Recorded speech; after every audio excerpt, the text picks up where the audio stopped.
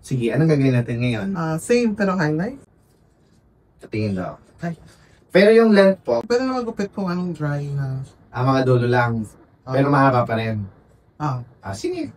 Tapos yung color lang nila ako makita. Nice. Yan. Chunky highlight yan. So, prominent highlight talaga. Kita-kita. It's smoke gray.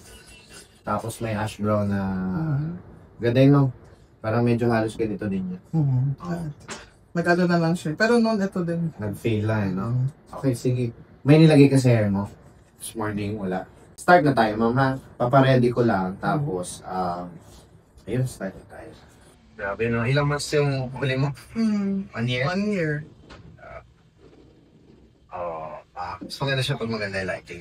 Ayun, no? So, maganda sa camera. Mga taga-Guam. Tagal ka na ba sa Guam? Doon ako pinanganak. Doon? Okay.